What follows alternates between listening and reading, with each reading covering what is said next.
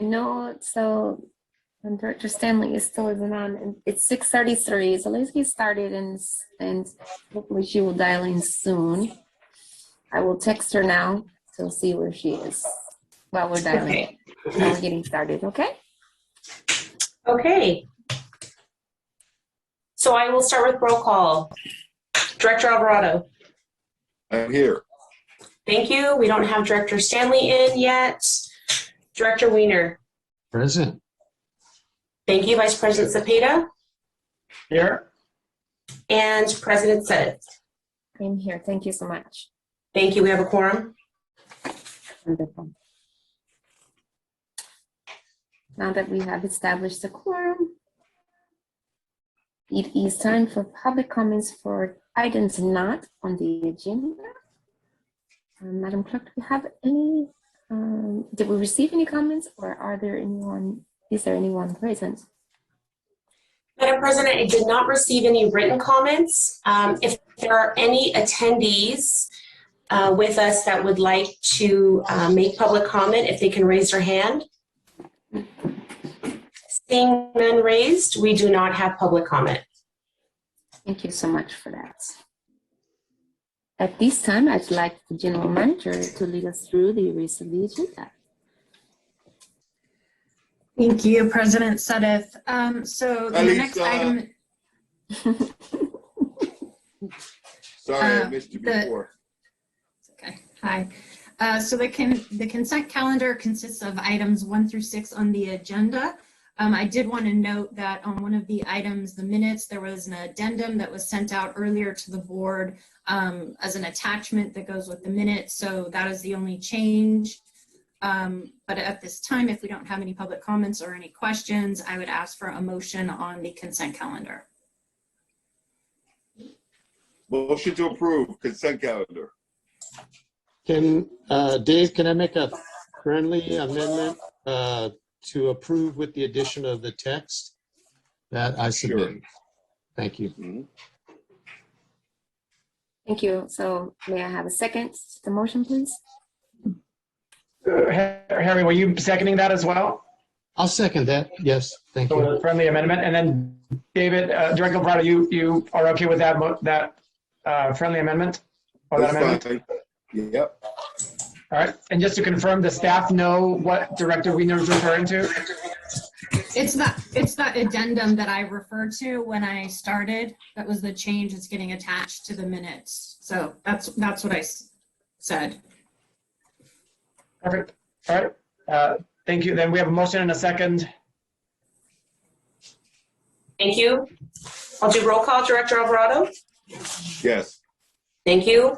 We do not have Director Stanley. Director Weiner. Yes. Vice President Cepeda. Yes. And President Sedith. Yes, thank you so much. And I Thank just you. one moment, General Manager Melchizedek, I failed to remind everyone that Vice President Cepeda does serve as our parliamentarian. And so I wanted to just, for those who may be listening who do not know that, I wanted to just make sure I mentioned that. Thank you, Vice President Cepeda. Okay, you may continue. Thank you.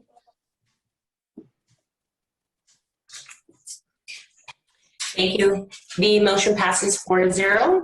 Thank you so much. Now, General Counsel Collins will now read us into closed session. But before we do, President Sedith, I just wanted to add that I did not receive any public comment for the consent items as well. Thank you so much. Appreciate it. All right, thank you. Well, at this time, the board will convene in closed session in a separate Zoom conference for a conference with labor negotiators pursuant to Government Code Section 54957.6, as indicated on the agenda. And I would ask that we convene into closed session, and then we will rejoin this session at its conclusion. Okay. Thank you so much. Thank you.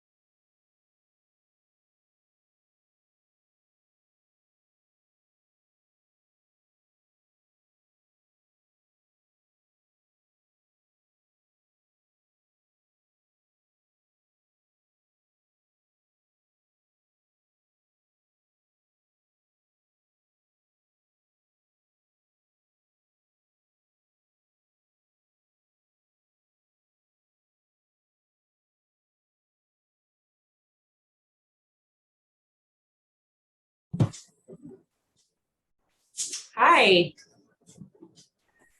Hello. We're taking a 5-minute break, Miss Brenda. Okay, sounds good. So we will start at 7:22. Okay.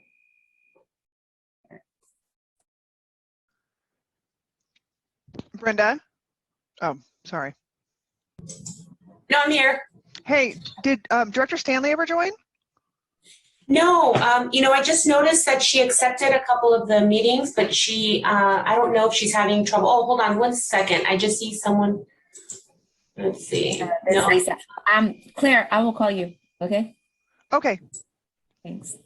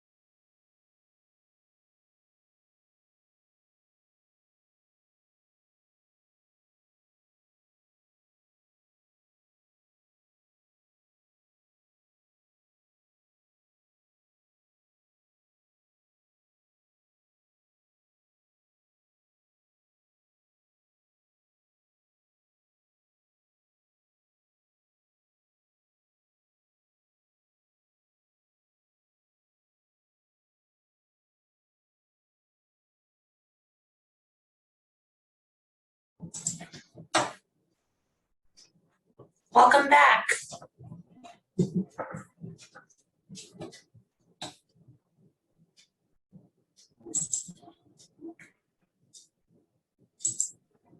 Okay, I am here.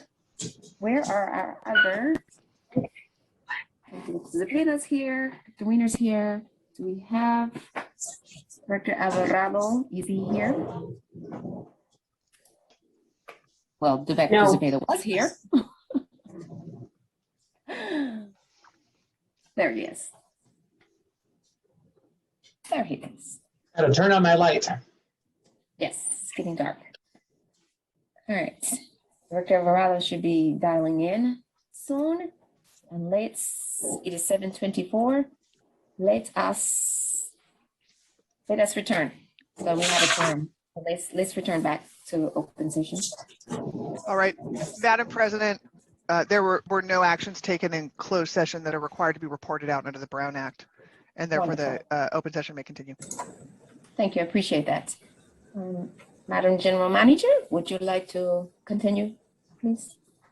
Yes, thank you. So the next item on the agenda is item 8, which is to receive a report on the proposed sewer rate plan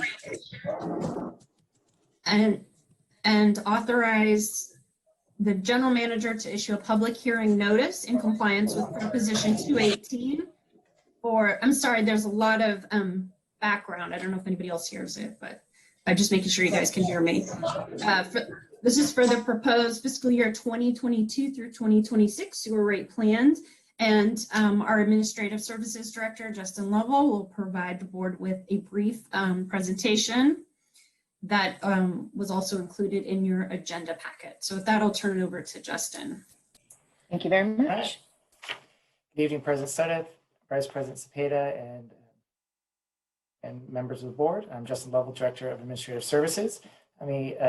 Before I share my screen, I do want to introduce, we have Sally Van Etten on the call, as well as Matthew Freeberg. They're with Stantec. They are with a consultant firm that did help us to develop the sewer rate plan. So let me give me here. So they will be able to provide any answers or questions as they come up. So but I'll go ahead and I'll start the presentation. Here we are. So tonight I will be providing a review of our proposed fiscal year 2022 to 2026 sewer rate plan. Our sewer rates are also known as our ordinance. They're officially known as environmental quality charge. Sometimes we might call them the sewer use charge.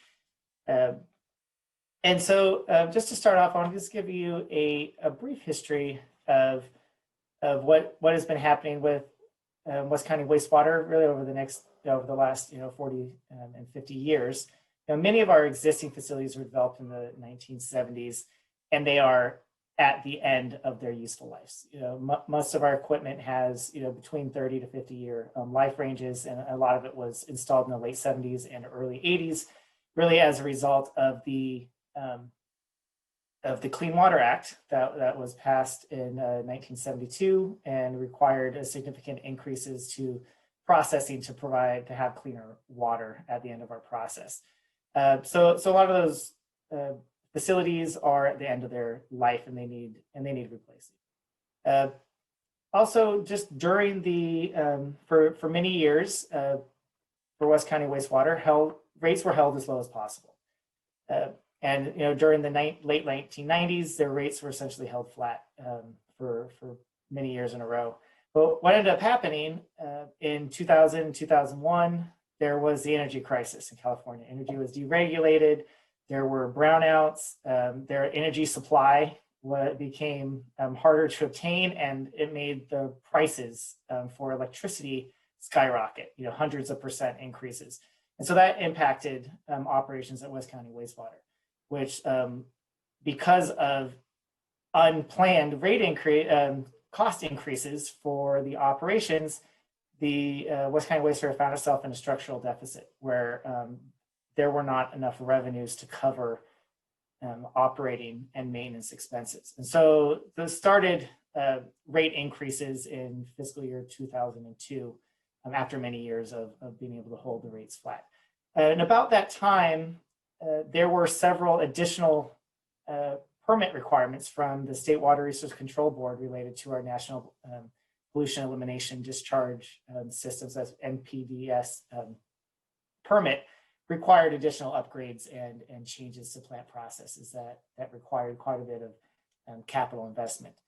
So, over the last 15, 20 years, we've had to invest quite a bit in our capital facilities, but it hasn't been enough. As we've seen in the last year and a half or so, that we've experienced our digesters have gone down. We've have to pay additional, almost an extra $2 million a year in operation and maintenance cost for a temporary dewatering solution. So we have challenge, and that's created operational challenges with this. And so we're coming up with a plan to address our infrastructure needs. And that's, I'll get into that in a little bit in one of our future slides. But before I get there, I just want to just share with you where we are on our current rates compared to Contra Costa County. So we're looking at all the other sewer agencies within Contra Costa County, and we're right here, pretty much right in the middle, a little bit below average. The average rate is $691 per year for a single family home. Our current rate for fiscal year 2020 is $639. And so we have a pretty wide range, roughly about $400 to a little over $1,000 per year, depending on the area. So we're right there, slightly below the average, just so you can get a perspective of other areas, other agencies within Contra Costa County. So to get our rate plan, we hired Stantec, who's here, and they created a rate sufficiency analysis. And part of that analysis was taking our inputs, which is a historical financial data, looking at our customer demand, looking at any future demand, looked at our operating and capital plans, took into policy consideration, and put in ideas of how we should finance our capital projects. And then what came out of that is a 10-year forecast. And that 10-year forecast is forecasting our revenue and our operating expenditures, as well as our capital funding plan, and took into consideration reserves and debt coverage requirements, and then came out with any rate adjustments that we may need to have. So we started breaking this down into a couple different areas. And so we looked at our operating revenues and our operating expenditures. So if we look at them isolated, it looks like we have, over the next 10 years, we are structurally balanced. We have enough operating revenues to cover our operating expenditures. But there's a caveat with this. It's if we don't deliver on our capital program, our operating expenditures are going to increase. So this is assuming that we are going to be able to deliver on our capital program and address those deferred maintenance needs. If we don't address the deferred maintenance, this assumption will change, and our operation and maintenance costs will considerably increase over the near term. So after looking at our operation and maintenance expenses, we started looking at our capital program. So we put in, we looked at what was adopted by the board in 2019, and then we really pushed it out another several years. So we have a 10-year capital program, and we came up with $190 million capital program. And that's really large. There's a lot of work that needs to be done. One of the big projects that we have is our comprehensive energy and sustainability upgrades project. We've talked quite a bit to the board over the last several months about that we're currently working on. And part of that project includes replacing those digesters, adding a cogeneration system that would take digester gas and use that to create energy to run the electricity to run the treatment plant, replacing blowers, aeration blowers with high efficiency blowers that would save electricity, as well as several other energy improvement projects that are going to save electricity. If we complete this project, we're estimating at this point in time that we would save approximately $2 million in operation and maintenance expenses by completing this project. There are several other projects or programs that we're working on, including force main assessment and rehabilitation. We have 17 lift stations throughout the West County wastewater area boundaries, and there's quite a bit of assessment that we need to do. We're continuing to replace thousands of feet of pipeline. There's many of those many pipelines getting replaced currently, but there's a lot more to do. And then we're working on lift station improvements. So this is just a sampling of some of the many projects that are going to be that we're anticipating to cover with $190 million over the next 10 years. So if we go and look at our capital program and our operation and maintenance expenses, and we assume we're going to pay cash, right? If we're just going to keep our rates solid, keep our rates at zero, don't increase them, and keep them at where they're at, and we pay cash with our capital projects, we're going to run out of money really fast. We're based on this analysis, we would be running out of cash in fiscal year 2023 if we didn't raise the rates and we continued with our capital program. So looking at this, we said, well, we have several options how we can look at how we can fund our capital program. And so this is where issuing debt to help pay for projects really came into play, because we know that we don't have enough cash in the bank to fund $190 million, and we know that it would require us to increase the rates pretty high to pay for some of these capital projects. And we thought it's, looking at it holistically, it makes more sense for us to pay for large projects that have a useful life of 30, 40, or 50 years, to pay for those over time. And the way we pay for them over time is by issuing debt. And so if we go and use debt financing with a combination of some cash funding for our capital project, and we increase our rates, this graph is showing us the dotted line is keeping our rates, our existing revenue, and not changing it. The black line is operation and maintenance expenditures. The light green is existing debt service. That's with our SRF loans that we have obligations to pay through about 2036. And then the dark green is additional debt service. So assuming that we're going to borrow some money to pay for our capital projects. That would be our new debt service. And then the darker blue is a cash funded CIP. The solid black line here is our new rate revenue. So assuming we raise rates, that puts us pretty close in balance over time, over these next 10 years, is that we do some rate increases, we debt fund, that partially debt fund this $190 million capital program, and then that will get us really in balance. It'll improve our financial health. And we'll meet our financial reserve policies, and we'll be able to pay for our capital program and deliver on a lot of those projects that we know we need to pay for. So what does that mean for our rates? So we did present several different scenarios to the Finance Administration Committee in March. We had 4 different rate scenarios that were presented. So as the committee wanted to keep the rates as low as possible, and so this is from our perspective the best rate plan that we have, which would be 5.5% increases for 4 years, followed by a 3% increase in fiscal year 2026. So based on our 10-year plan, we feel like if we have this plan, the out years that, from fiscal year 2027 to 2031, we can keep the rate increases down to 3%, which is essentially an inflationary rate increase. So for the typical homeowner, what this means, if we look at it on a monthly basis, just in the parentheses, this is the monthly cost. We typically are showing it by a year because the bills are on the property tax roll. And so if somebody's looking at their property tax bill, they're going to see that full dollar amount. So right now it's $639. So what this would equate to for the typical homeowner, which is the majority of our ratepayers, would be about $2.92 a month increase, and that's $35 for the year going from fiscal year 21 to 22. Over the next 5 years, that represents about an extra $14 a month.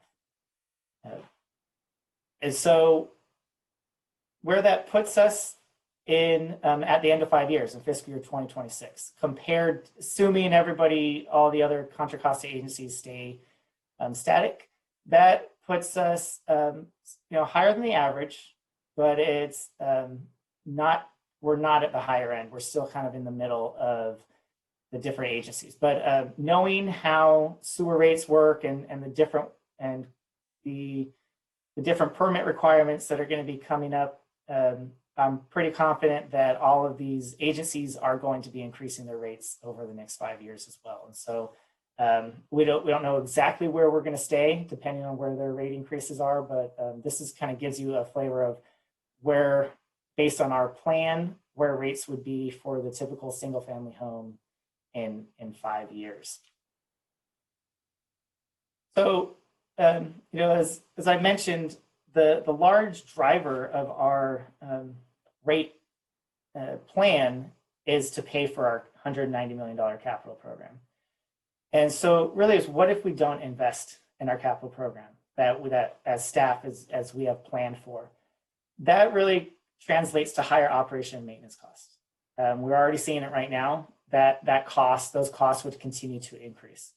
It would make operations at our treatment plant more challenging, without having a stable equipment and facilities there, having to work around, doing several workarounds and continue to produce clean water is going to be additional. There'll be challenges on our operators and our maintenance staff. And then lastly is the potential for illicit discharges. So if we don't continue investing within our system, our collection and treatment plant, that just puts us at higher risk for permit violations, consent decrees, cease and desist orders from various groups, property damage or claims. And lastly, it creates air quality impacts and public health risks. And that really doesn't help us fulfill the mission of West County Wastewater of, keeping, protecting our public health and, providing environmental stewardship. So we feel it's really important that we do invest in our facilities and infrastructure, that we can reliably treat our wastewater. And so really what we're looking for next step is we're asking the board to authorize the general manager to issue a public hearing notice in compliance with Proposition 218. And so this would be a written notice that would go out to all the property owners of West County Wastewater, and it would set our public hearing date for June 16th. So we would come back to the board after we've given all of the ratepayers opportunity to respond to the public hearing notice. And we'd come back, and then we would also have a final report that Stantec is going to would produce. And that would go on June 16th. And at June 16th, after the public hearing, pending the outcome of the number of protest notices, that the board may vote to adopt the 5-year rate plan. And the 5-year rate plan is really important for our financing strategy. Without a 5-year rate plan, we actually would make it very difficult to secure financing for a lot of these our capital projects that we're looking to finance. So that concludes my brief presentation. I'm happy to answer any questions that the board may have. Thank you very much, Justin. Appreciate that presentation. Very thorough.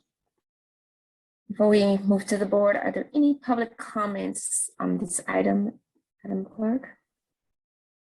Madam President, I did not receive any public comment for this item, and there are no attendees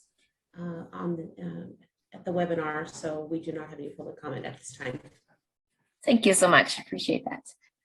Okay, fellow directors, do you have any comments or questions at this time?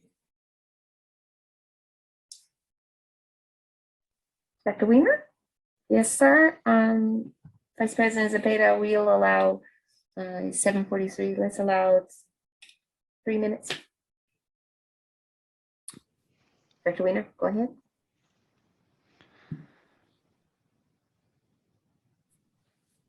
I'm sure Director you're Weiner, saying you're something. muted. You're saying something brilliant, I know, but I'm not getting it. Damn you, mute button. There you go. Now we can hear you. Okay. Go ahead.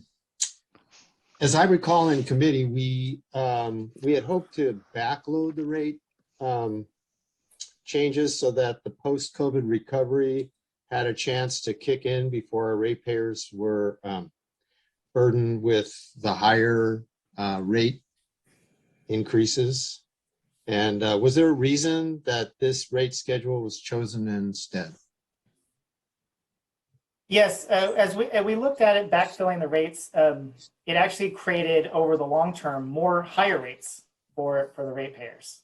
And so by lowering the rates the first couple years, we're actually making it necessary to have higher rates for a longer period of time. And so the ratepayers would actually see greater rate increases.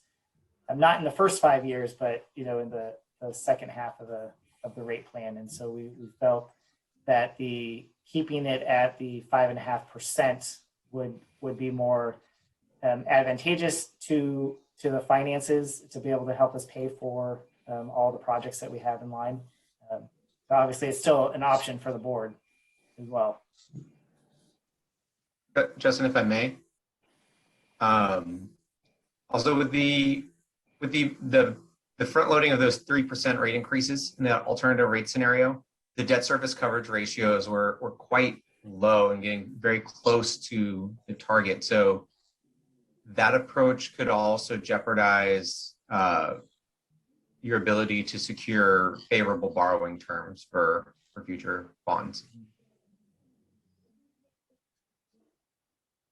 And do we have any guesstimates for what our borrowing strategy will be? Like how much, when, and what percentages we might be getting?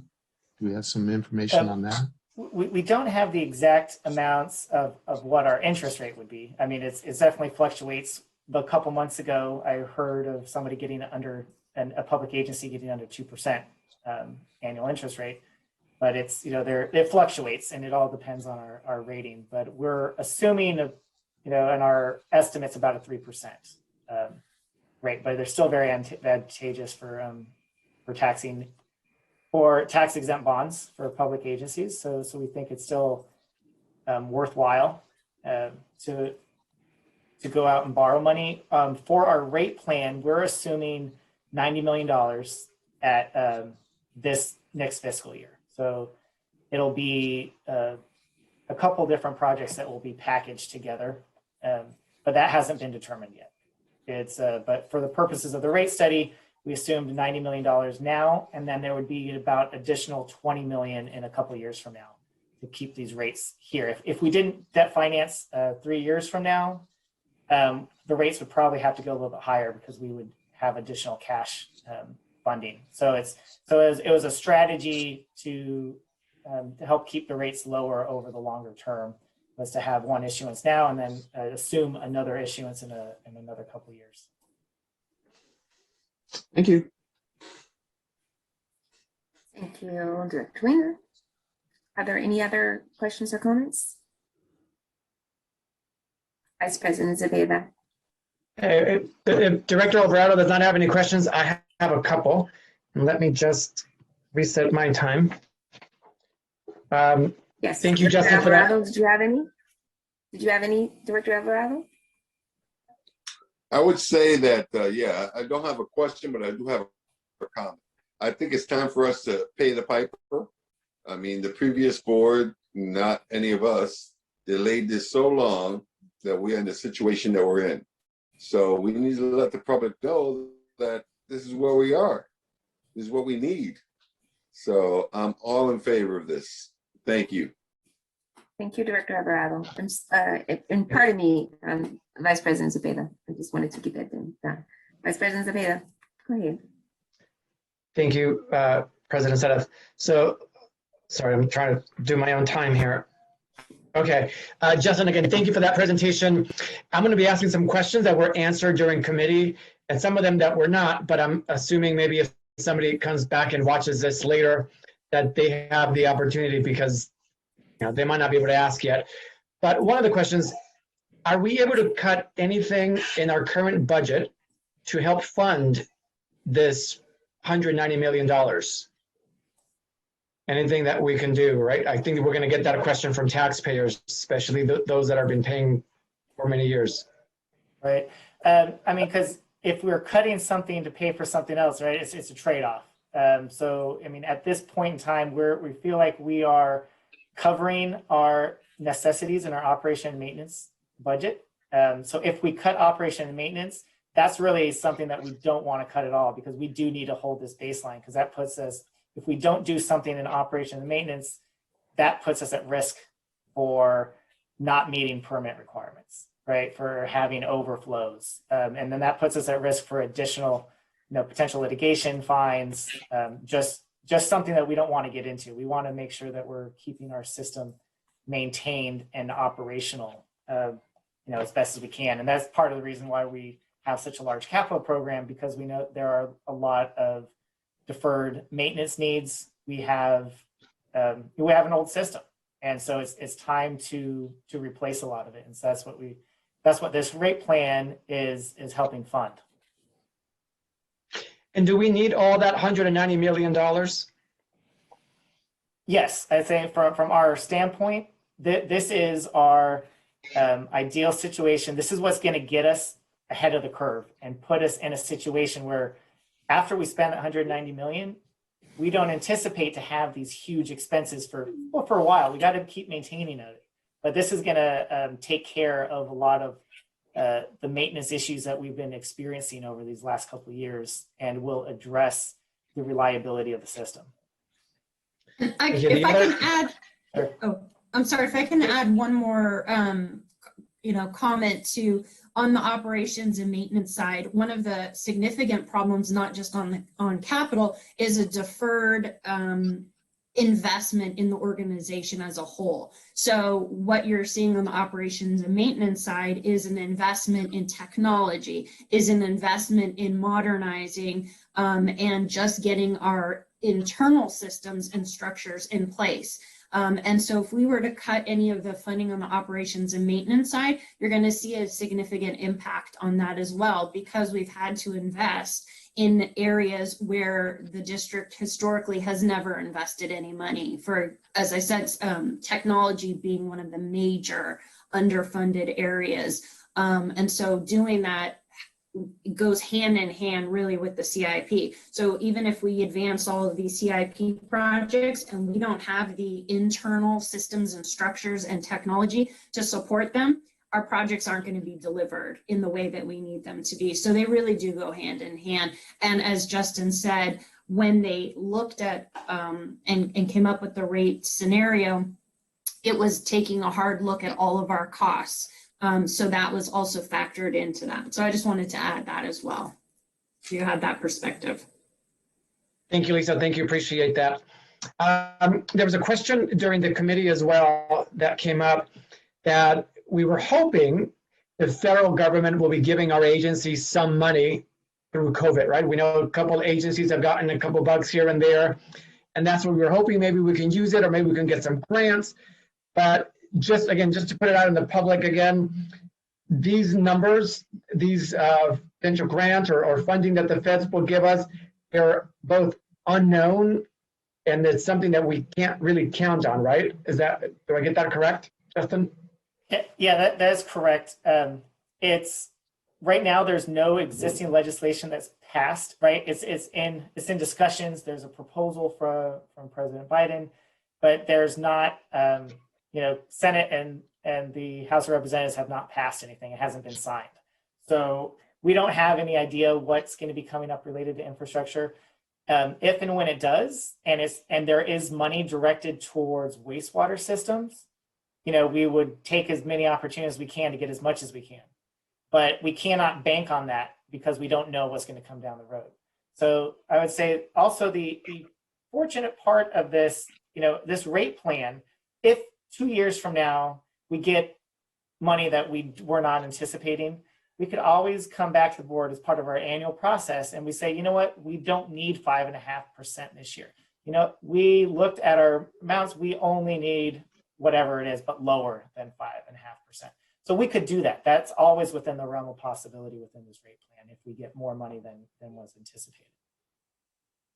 Perfect, thank you. So just to clarify, so the percentages that we saw in one of the slides, when the board votes ultimately on that, we're not cementing it per se. We can still it can still fluctuate year to year. We could potentially lower it should there be additional money coming in. Right. We cannot go higher than that, but the board could theoretically approve a lower percentage increase.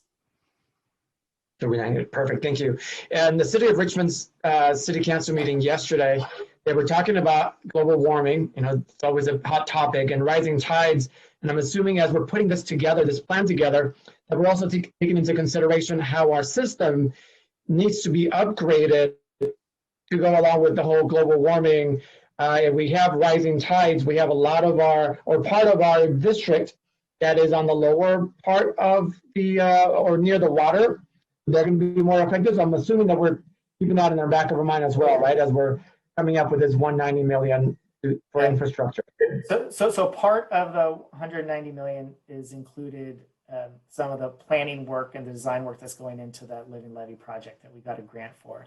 So that would be addressing the sea level rise around and the plant to protect the infrastructure. There's a potential to make it larger, but it's a very complex project. We'll see kind of how far it goes, but that's part of our capital program to be looking into some of the protection of our assets from sea level rise. Thank you, Justin. And the almost last question there. The slide that you presented on the other agencies, do we happen to know for those that are lower than us, were they also riding the same train of deferred maintenance and no increase in the rates?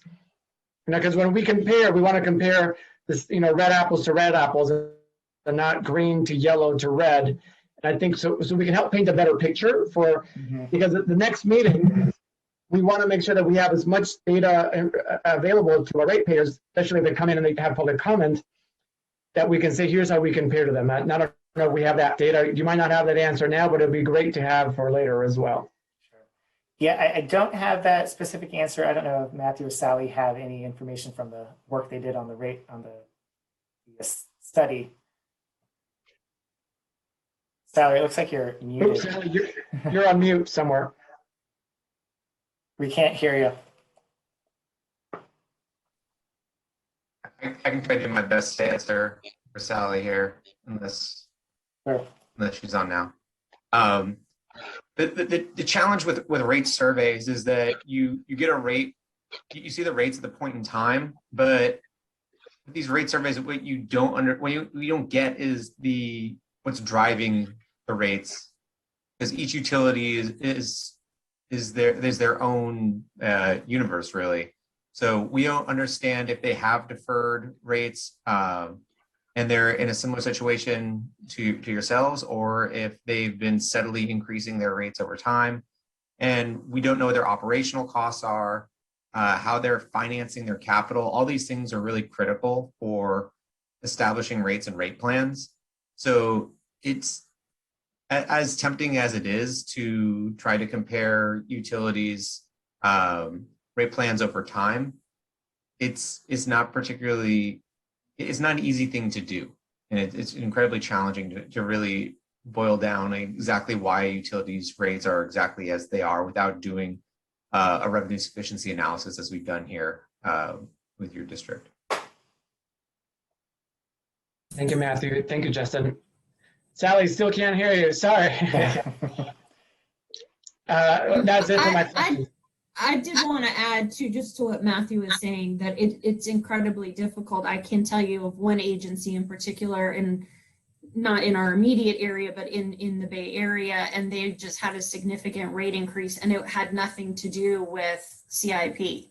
But if we were to compare the rates, it would look like they've had a significant rate increase, and it's behind the scenes. It's not at all driven by the same things. So it is unfortunately something that's often compared, but it really is, it's really not a great tool to kind of measure yourself, because it has everything to do with the type of organization you are, what type of equipment you have, what things are driving it. So. Thank you, Lisa. President Senate, you're back. Looks like Director Wiener has a question. Okay. Back to you. Thank you so much, Director Wiener. We can't hear you.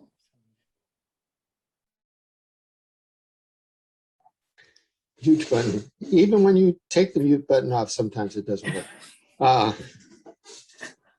My question was, did we, I know we're intending to have some savings regarding electricity because our build out will include cogeneration and solar panels. Did we add that to our assumptions when we calculated our operation costs going forward? Yes, we did. So we assumed that project was going to be completed, and then we would realize those savings starting in fiscal year 2024. Thank you. So, Justin, let me ask a question. Oh, was that it, Director Wiener? Sorry about that. Yes? Okay, good. So our current, the previous rate increase from 5 years is ending in 2022, is that correct? It doesn't end necessarily. So we're at the point where we're not able to raise rates without going through this without this Proposition 218 process. So what happened? Fiscal year 2020 was the last fiscal year that there was an increase in the rates. We held the rates steady for fiscal year 2021 because we weren't at a point to do this level of analysis and review our rates. And so we saw that we were able to hold the rates flat. Right. So there wasn't, they don't just go away as if we were calling it expired. So there, as long as the board continues to take action to put on the property tax roll, the rates can stay, as what the previous adoption was. So we're kind of, we're at a point where we cannot raise them without going through this process. Okay. I was at the budget meeting yesterday. Very painful. I don't know why I torture myself every year and go to it, but it's very painful. If I may, if different agencies do it differently, and previously, especially before Prop 218, folks would have a sunset provision, and generally under Prop 218, because Prop 218 sets a ceiling, not a floor, generally agencies don't set a sunset provision at this point for the exact reason that Justin just explained, so we can stay static state until a rate increase is authorized. Okay. So I just wanted to kind of agree with what Director Alvarado said earlier. Because if any of you went to the Richmond or you saw the Richmond City Council meeting months ago, I was there, and we aren't in that shape, but they kicked that can, the bucket, the truck down the road for so many years. It was, I mean, they're not facing these 3-5%. I think it's Baykeepers who sued them. And now they're facing like this huge percentage every year for the next, it's like almost 10 years. And so at each of the public hearings, the public is like, why do we have to pay this? And it's not even a matter of you either pay it or you get it imposed, because they keep kicking in and not the deferred maintenance. There's one thing is deferring maintenance, and there's another thing as ignoring maintenance. So I think that we don't want to get to the point where we're ignoring something that has to happen. And then when it's another thing when we have like the emergencies that we saw during the rain, that the hailstorms, the storms that we had that we weren't expecting, and we didn't know that we were going to have these breaks. And it's another thing when we know something that we need to fix, and that's our responsibility to fix. So we need to be focused on that. And if we can do something about it ahead of time and tell the public, this is where your $14 a month is going to go, or your $19 or wherever it is. I mean, all of us are ratepayers, so we're taxing ourselves. Don't tell my husband. But I mean, we're literally taxing ourselves too. It's not like we're doing this and we're not also paying this money, but we're also preventing. This is a health and welfare thing as well. So I see it as we need to take action now to keep from taking worse action later on. The committee that heard this, was that you, Director Weiner and Vice President Zepeda, was that you too? Okay, can you guys just give us maybe 5 minutes recap on what you heard? If there's something there that you wanted to tell us from that committee so we can wrap this up. I think Justin kind of covered it all, and Director Weiner, feel free to pitch in as well, but I think Justin in the presentation covered it all. We gave some notes of what we wanted to see, and I kind of asked some of my questions based on some of the stuff that we asked in that committee that wasn't brought up yet. But overall, we need it. I think as both President Suddeth and Director Alvarado have mentioned, we need it. Unfortunately, this has been deferred for many, many years. And if doing it at this time is going to accomplish two things, I think. One is bringing us up to date to where we should be with our maintenance, but it's also moving us to a new generation, is how I see it, a new generation of wastewater districts, because we're going to be putting in new technology that we've never had before, as our general manager said. Right, we're thinking outside the box. We're creating the box per se. As Director Weiner mentioned, we are going to be creating some of our own electricity. We're currently not doing that. Right? So we're pushing, as we're creating this, we're also pushing our agency to the better tomorrow. And so it's all encompassed in one, and it's the perfect timing because it's going to catch us up to where we need to be, and it's going to move us forward where we should be. So that's kind of how I see this here. Director Weiner, anything else? No, I'm totally on board. I think the analysis was great. It left me with no questions. It explained what was in the analysis and how they determine what the rate should be, and the borrowing, even the borrowing, how much they're going to borrow. And yeah, I think we have as much information as we need to decide. And I think that the plan is great. I think our capital improvement plan is great, and our operations plan is great. So I'm good with raising the rates so we can keep being a great agency. Yeah, so the recommendation from the committee was to move this forward, is what we're recommending from the committee. That's what I needed to hear. Thank you so much. Appreciate that. May I just make a brief comment? Absolutely. I'm sorry. I just want to make sure that we're very clear about what the action is that the board is being asked to take tonight and what the staff's recommendation is. Yes. So because we are, and if I just may take a moment, the Prop 218 process is very specific and it's based in the Constitution. So the recommendation from staff tonight is to set the hearing for June, and for the general manager to issue a notice to the ratepayers and the property owners of the hearing on that rate increase. So the board will not be voting tonight on a rate increase. The board is only voting to publish these numbers for consideration at a later hearing. And I just want to make sure that we're very clear about that. There will be no rate increase voted upon tonight, only the noticing portion of the Prop 18 process. Yes, ma'am. For the public hearing. Yes. Well, I was clear. I can't speak for everybody else. But yes, so if there's no more comments, I will have them, I will have Madam Clerk read the recommendation so that we can vote on that. But I think that we are all in alignment. In great presentation. Thank you very much. Ms. Sally, Sir Matthew, and Justin, and the team that put this together. Thank you so much. It's good. I think we're ready. Madam Clerk, would you like to read what we are, reread the recommendation so that we can poll the board? Okay, I have here to move forward with the proposed sewer rate plan recommended increase. Okay, again, I want to make sure we're clear. Yeah.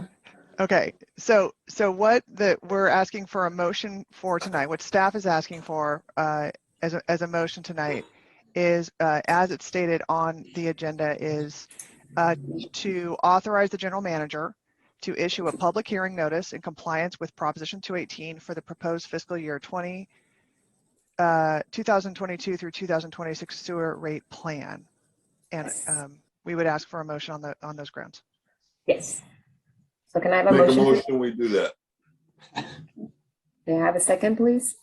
Second. The motion's been made and properly seconded. Madam Clerk, will you please poll the board? Thank you, Director Alvarado, Yes. Director Weiner, Yes. Vice President Cepeda, Yes. and President Sutter. Yes, ma'am. Thank you. Motion carries. Thank you so much. Okay, the next item on the agenda is item 9, and this is an update from President Sudduth regarding the censure of Director Stanley. Yes, ma'am. We have a presentation on this item. Like to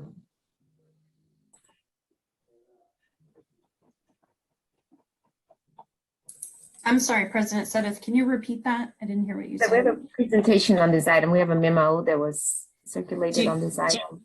Do you want the memo to be brought up on the screen? Yes, please. Okay, Brenda, are you able to? Okay, great.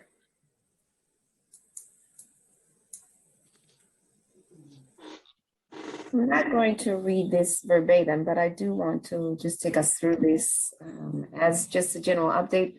I did mention that I will be giving these periodic updates on Director Stanley's censure, board censure from last December. So I wanted to give fellow directors an update of what's been going on. As you know, this past December 9th, the board adopted the resolution to censure Director Stanley.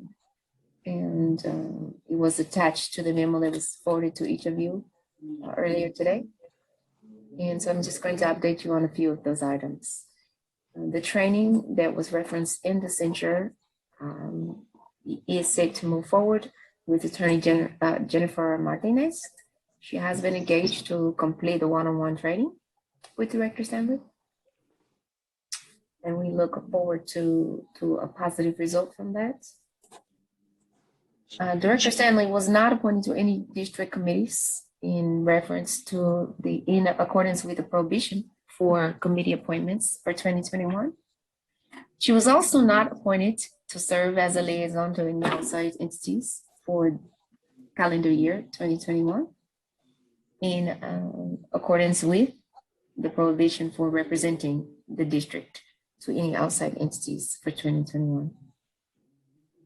To our knowledge, Director Stanley has not made any public statements on behalf of Lewis County Wastewater. She is eligible for reconsideration of appointments in January of 2022. The board will address that matter at that time. The matter that came before the board regarding potential fraud was referred to the district attorney, and we are awaiting response to the general counsel. Director Stanley was prohibited from participating in the general manager's evaluation in January, and she did not participate. I have, as the president of the board, I've served as a primary contact and the conduit for communications between Director Stanley and district staff. However, Director Stanley has contacted staff on an intermittent basis in response to emails that staff has sent to all directors. And so by way of this meeting and this conversation, Director Stanley is reminded that she's only to contact staff through myself as president of the board as directed by the censure notice, and to only contact general counsel about legal, not administrative matters. Director Stanley, through the censure resolution, was limited to compensation for only 2 board meetings per month. Director Stanley has made a request earlier this year to be compensated for those 2 meetings per month for each month in 2021. However, in February, the board amended its policies and procedures, revising section 2.6.1 to include the following requirements. For any meeting that a director attends remotely, the director shall attend by video unless excused for good cause by the president. On the 3rd of March of this year, Director Stanley attended a board meeting remotely by phone only. She did not request to be excused for video attendance for the meeting and therefore was not excused for good cause. Director Stanley stated that she had experienced problems with her technology and was not able to attend by video. However, it's important to note that the staff and the district's technology consultant, Claire Computers, had repeatedly attempted to contact and work with Director Stanley since December of 2020 to resolve any of Director Stanley's ongoing technology issues, and were unable to do so due to Director Stanley's repeated non-responsiveness. Director Stanley's inability to appear by video at that meeting was directly related and resulted from her unwillingness to promptly respond to Claire Computers. I've been informed that Director Stanley has made more than 65 requests for help with IT, more than twice the amount of any other director. In addition, Director Stanley has repeatedly not made a good faith attempt to work with district staff or other directors to accomplish certain tasks. For example, the attempts to have Director Stanley sign her oath of office, which is required for every elected official within a certain amount of time, took an extraordinary amount of effort, over a dozen emails and phone calls from the part of staff, general counsel, the board clerk, and then President Alvarado in order to obtain her signature. This continuing level of effort required by staff and the president, myself, and before me, former presidents, Director Alvarado, in order to facilitate Director Stanley's compliance with the censure, as well as to complete just relatively routine administrative tasks, is substantially more significant than the efforts required for all other directors combined. As a president, requesting that Director Stanley undertake greater efforts to timely facilitate routine administrative tasks on her own, such as equipment exchanges and responses to communications. I would like to further note that tonight, Director Stanley is not in attendance. And she's not in attendance because she's again having technology issues. I contacted her to find out why she was not in attendance. Director Stanley received the link to the Zoom meeting multiple times through emails from the board clerk, as all of us do. The Zoom link is also in the agenda, which is posted online and available to the public. Director Stanley advised me she could not log on because she did not have a code in Zoom.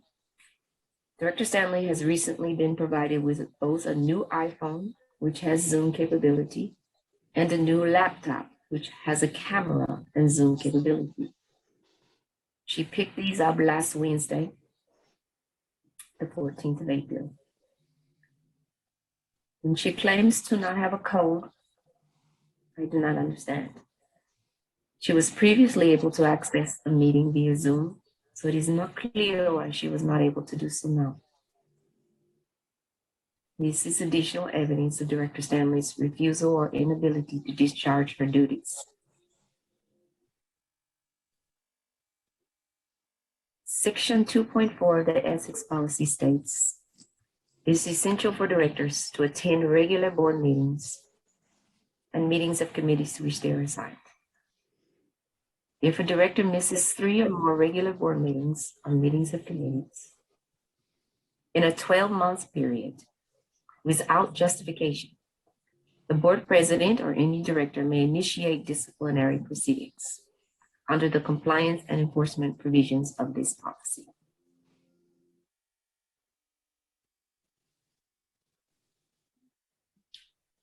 As I stated before, we are spending an inordinate amount of time with Director Stanley to facilitate her compliance with not only the censure order, but just to get her to undertake routine administrative tasks. So I will ask one last time for her to take this task on her own. I did not know that she had problems with anything, that she was not logging on tonight until I contacted her during the meeting. Each of us took this oath of office. Each of us are doing what we can to attend these meetings. Every director has that responsibility. And I am hopeful that the training that Jennifer Martinez, Attorney Jennifer Martinez, is going to provide to Director Stanley will help her. But I'm also going to be hopeful that Director Stanley will take this last opportunity to, on her own, do what is necessary to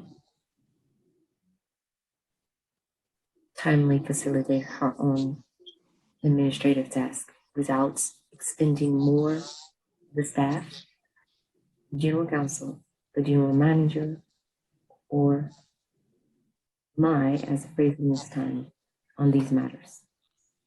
Otherwise, I will go back to section 2.4 of the ethics policy and come back to this board to talk about it next meeting. Again, any questions or comments? Director Alvarado. I think this month, Director Stanley has already missed both meetings, correct? Yes, sir. I believe that the board should ask for Director Stanley's immediate resignation from the board. She's not fulfilling her function that the voters elected her for. So I think that this board is lacking a 5th member to weigh in on our issues. I don't think Director Stanley has the capability, or I don't think she has the wants to be on this board anymore.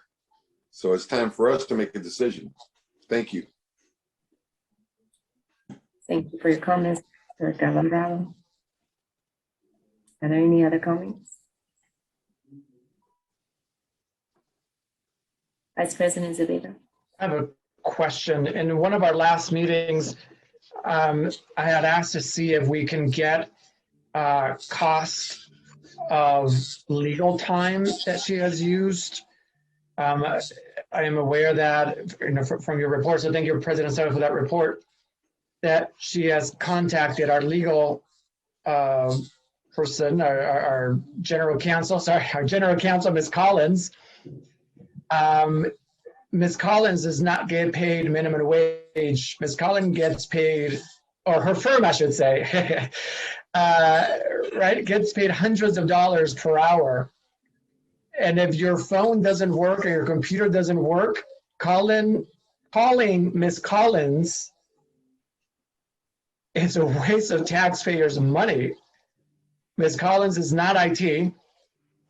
And every time we CC Ms. Collins, she has to read the email, and all of that we get booked for.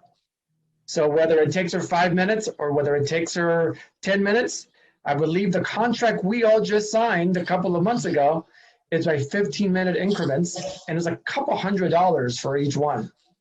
So again, in the last meeting, I had asked to see if staff could pull a report. I'm not sure if that was a possibility or not, to be able to quantify the time, right? A couple of, or agenda item right before this, we're about to ask our taxpayers to pay more, while one of our directors is constantly using resources that could be going somewhere else. So it's not fair to our ratepayers for one of us to just be wasting money. So that's one of my questions, to see if we were able to come up with that report. That's one of my first questions. I think that's a really good point. And I did not mention in the report that one of the reasons we gave Director Stanley, we had to purchase a new computer, and Justin is still on the line, so I can have him, we can talk about this again. We had to purchase a new computer for Director Stanley, for those of you, for the directors, so that you know, is that she had a computer for 3 years and did not use it. She didn't use it. She didn't know where it was for months. And so when she did finally find it, we had to upgrade it. She had not turned it on. She had not used it from a few months after she received it, after she was elected the first time. And so she had not used it. And so we had to end up getting a new one. And she picked it up last week. That one, and then upgrade the phone. And so this, again, when you speak about taxpayer money, this is something that I know all of us spoke about when we ran for office. We take it very seriously.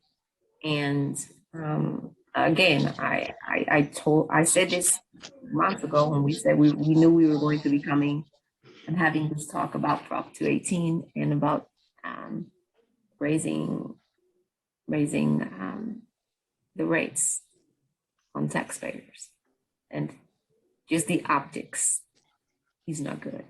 So I agree with you, Vice President Zepeda. And is this something that we can pull together? I think we can, but I'm going to defer this to Ms. Lisa or Sir Justin, Ms. Claire, about this report that you're inquiring about. I know we've talked about this before. Yeah, we'll be able to pull a report together. The way that the legal bills are summarized, we can pull that out and provide you at the next meeting with that information. Thank you. Thank you. Thank you.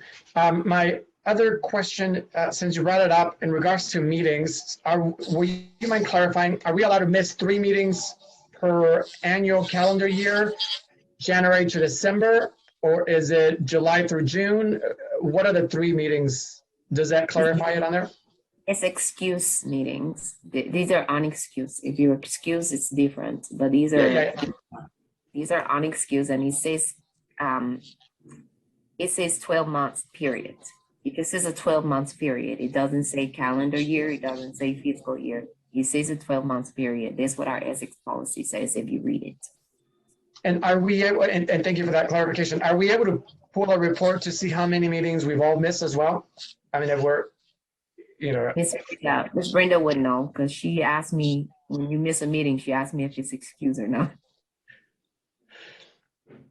So it's reflected in the minutes of the board meetings, and then it would be reflected on your compensation forms. So just for documentation purposes, I'm not sure if we're able to pull a report. So if we're going to move forward with any further sanctions or anything, right, so that we can pull it, and then just being fair, being able to pull it for everybody else too. But I know that we're focusing on one director, but I don't know if I don't know how easy that is, Lisa, to. Yeah, I mean, we can put the information together, but I think I can safely say that there haven't been any other unexcused absences of the board. So all other directors that have not attended have been excused absences, but we can confirm that and bring that back as part of that next meeting if you want. Or did you want a report that has any absences? Which one are you asking for? Unexcused, because I think the policy talks about unexcused absences, right? After 3 unexcused absences, then. Well, actually, it just says it is essential that it just says if you miss 3 or more. What? I'm sorry, Honestly, may I? Yeah, it the says language says without justification. Yeah, so yeah, without justification. So that would be excused then, right? I would Ms. interpret Blair? it as right, without good cause. So if you're sick for an extended period of time, I think you're unavailable, but I think Or that's, traveling. yeah, Yeah. justification is the term that's used in the policy. Yeah, And- so if you're traveling or something like that, then that's justification. And Ms. Collins, so would that be, I'm sick, but I let nobody know until, 5 months later, oh, I was sick 5 months ago, that's why I didn't make it. Is that justified? Or do I have to justify it before the meeting? Just for clarification.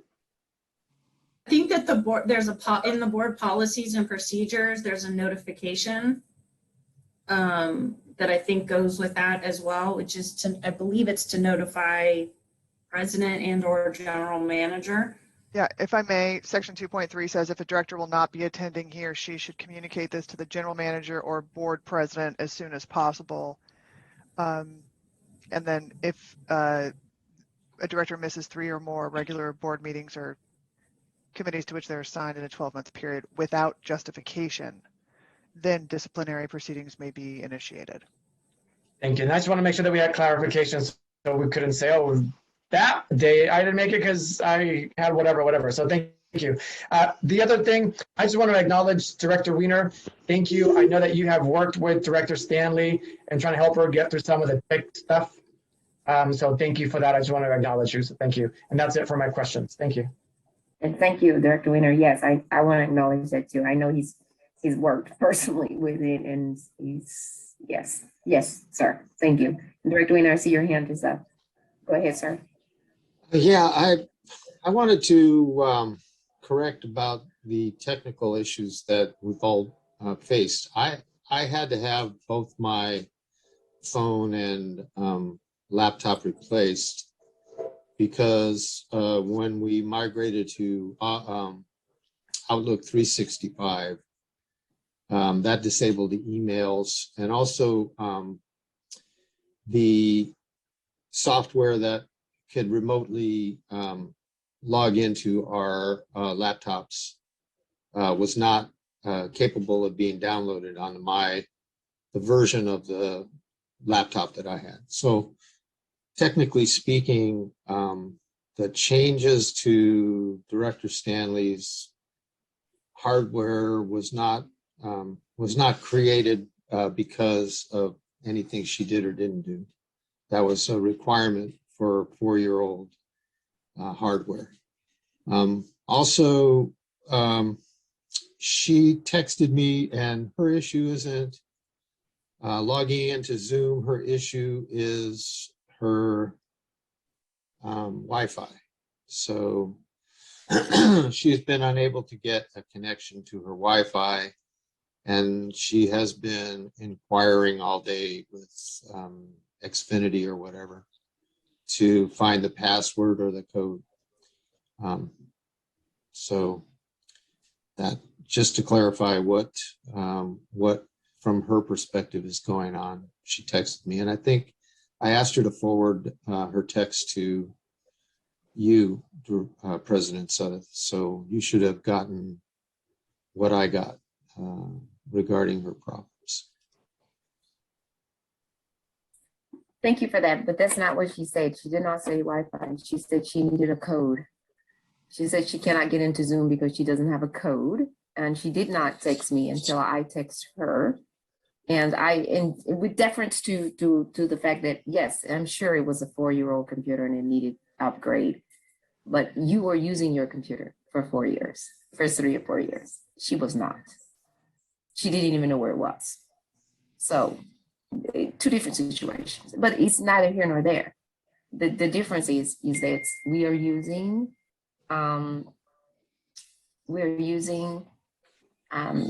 taxpayer resources, and we will be asking taxpayers to pay more money. And so we have to, the optics is that we cannot be laissez-faire with our use of taxpayer monies and then asking taxpayers to come out of their pocket. All of our phones that we have been issued by the district have Wi-Fi service. And she has been calling in on the phone for the last few years. So even if the computer did not, the phone, you're quite capable of using your phone to use Zoom and to dial in from the phone. So while that may be the case, and maybe the laptop didn't work, the phone could have worked. And to not contact me to let me know that there was an issue until 7:15 after I call you is not acceptable. It's not acceptable by any stretch of the imagination. We have rules of engagement. I was actually waiting. I stalled the meeting for 5 minutes waiting so that we could log in and start on time. So I can't defend. No, I'm not asking you to, sir. I'm not asking you to, sir. I'm just saying this is a long history of excuses where we are really trying to work with her. I personally have worked with her for hours on a Friday afternoon between her and Claire Computers and the staff and the general counsel. We were on the phone for many hours trying to get this settled. And all I'm asking, and I'm saying it for the record, is that Director Stanley, like each of us, take some time to do it on her own or make a different decision if this is something she does not want to do. But we can no longer put in this amount of energy and time to do this for her. And I'm not asking you to do it for her or the staff or anyone else. This has to be something we all knew what we were getting into when we decided to run for office and sign the oath of office. And none of us can do this for the other, but this is a commitment that one has to make, and no one's going to come to each of our homes and do this for us. This has to be done, or it doesn't, and we will have to make the decision on our own as a board. But we cannot keep going through this every week. Yes, Director Alvarado, sir. Well, all I can say is that, we're sent email notifications of our Zoom meeting, and all you have to do is click on the link, and it takes you there without a password. Yes. So I can't see why she's having so many issues with a password. I think it's more excuses. Like you said, it's been going on now for over a year. It's time for us to get this resolved. Thank you. Thank you. So if there's no more comments from the board, Madam Clerk, do we have any comments from the public on this matter that were either submitted or from the public now? Is she stuck? Madam President, we did not receive any public comments for this item, and we do not have any attendees that have public comment as well. Wonderful. So being that we have no other comments, we can move on. Thank you. Okay, so the next item are reports from staff, general manager, general counsel. We do have one item under this item, which is the check register. We don't have a presentation, but we can certainly answer any questions if there are any. But other than that, we don't have any staff comments. Thank you very much. Do we have any questions from directors on this item? If not, yes, sir. Director I have Alvarado. no questions, but I do have a comment. Thank you for the report. It was very thorough. I appreciate it very much. Thank you. Thank you. All right. Next item. So the next item is director's comments and meeting reports.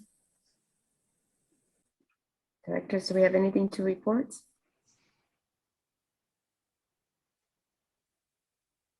Director Alvarado? In the interest of time, I will waive my right until next meeting. Thank you. Thank you, sir. Director Weiner? Yes, I do. In addition to the Finance and Administration Committee and the Infrastructure Operations and Environment Committee, I attended the El Sobrante MAC on 4/14. John Joya reported on the great progress the county was making with inoculations. At some point, I would like to make a presentation about the district to give to that El Sobrante Municipal Advisory Committee. So I hope that one day we would have one. And though not a service day, I attended a conference convened and hosted by the chair entitled Difficult Conversations, a discussion on race from the perspectives and lived experience of 5 panelists. As would be expected, it is difficult to hear about the historical, social, economic, and daily devaluation and mistreatment of citizens of darker skin color by our various governmental bodies, private institutions, and our fellow citizens based on the fiction of race. Equity, liberty, and justice for all as soon as possible. Thank you, sir. I appreciate you attending this good meeting. Thank you. Vice President Zepeda? Nothing to report from any of the meetings that I attended. But what I wanted to say was I wanted to thank Ms. Martinez and acknowledge her. Today is Admin Day, Professional Administrative Professionals Day. So I wanted to thank her and also our other admin assistants within our agency. We have a couple of them. So I wanted to just thank them all for their service to our agency. Thank you. Thank you so Thank much. you. Great job, Brenda. Thank you. Appreciate it. The crowd goes wild. I know. Yeah, the crowd. Thank you so much. I always remember this week because this is like next week is the week when you bring your children to work week, right? It's like you have admin professional week and then you have bring your children to bring your children to work week. It used to be bring your daughter to work day. And then everybody started usurping it. It was bring your children to work week. Not felt compelled to have to bring my sons. I attended we had our Racial Justice Oversight Body Diversion committee meeting last week. DA Beckton and the county gave this wonderful presentation. But the biggest meeting I attended was yesterday. This is the one I told you guys about. I don't know. I torture myself every year and go to this meeting. It's all the county. It's the county budget, Contra Costa County budget, and they talk about all of the departments, but including special districts, on how we're going to get money for the year. And so I wanted to hear what they had to say about the departments, heads, and then special districts, of course. And just to see if nothing's changing for us, of course. But they did have good news about revenue is picking up in the county. So nothing's happening against negatively towards us. They did not factor in the money coming from the government from the American plan. But when that comes in, that may be good news for all of us because of infrastructure money is supposed to be coming in. So I go to those county meetings just so my ears perk up because of that. I sit on the East Bay Advisory Committee for Senator Padilla and Senator Feinstein. Right before this meeting, I went to the meeting with Senator Padilla. My role was to talk about environmental infrastructure and water rights. So we talked to him about if he will be fighting for California, more money for California. And so that is what we will be asking for him to fight for that bill to get more money for California. And next Friday, is it Friday? The 30th, we'll be talking to Senator Feinstein, same thing. And she is a big champion. She has already committed to not only fighting for the federal bill, but for California specifically. She has her own bill, not bill, agenda for what she will be fighting for environmentally for California. So that one, and then I attended several meetings for 350 Contra Costa, which is environmental group, for Contra Costa climate leaders, and for the Greenbelt Alliance. And mainly I was attending those so that I would know what our agenda would be for these meetings with these two senators. Yes, Vice President Cepeda. Sorry, I forgot to mention that the Veterans Hall in Richmond on 23rd Street now has a walk-in COVID-19 vaccine clinic. So both for our employees and any members of the public that wishes to get their vaccine, especially if you work for us, Ms. Collins, I don't know if you're getting your vaccine or not, but if you wanted to, for example, since you are technically one of our employees, and if you haven't gotten it, you could walk in there because it's live or work in Contra Costa County. So for anyone that lives or works in Contra Costa County and you're nearby, you can go to Veterans Hall with no appointment necessary. You don't have to pay for it. It's free, and it's just walk in and get it. And I hope that as many people as possible would be able to get their vaccine. Thanks. That's it. Thank you. And before we adjourn, I do have one question. We're getting ready for Earth Day coming up, everybody. So I know everybody has wonderful plans to save our planet. But I wanted to ask Ms. Lisa, are we going to put out the bin for the RX Day? Because I know that's on the 24th, where people can bring back their prescriptions. It's the National Bring Back Your Prescription Give Back Day, rather. So our offices are not open for the public to do that. So what we have on our website, though, is a list of other places where the community can drop off any of their prescriptions or unused prescriptions. Is there any way you can make a flyer that you can give to us that we can post on social media? So, and then we can still send the link. Well, we could actually post that on our social media. So we could push that out, push a notice out on that. You can do that, and then I can, yeah, sure. I can like link that to my site so I can tell people what to do. That would be great. Yep. Okay. Yes, that would be great. And then Earth Day, everybody do something. Yes, Vice President Cepeda, before we go. You get the, oh, okay, I thought you had something. You got your hand still up. Oh, Director Alvaro, you have something? Yes, I just want to say that I'm a proud American today because of the verdict yesterday in the George Floyd case. I'm happy for his family. I'm happy for justice for America. And I'm happy that we're going forward, and hopefully this will change things going forward. Thank you. Thank you. And there are no more reports. David words. Meeting is adjourned. Thank you guys so much. We'll see you in 2 weeks. Thank you. Take care and be safe. Have a good night. Good night.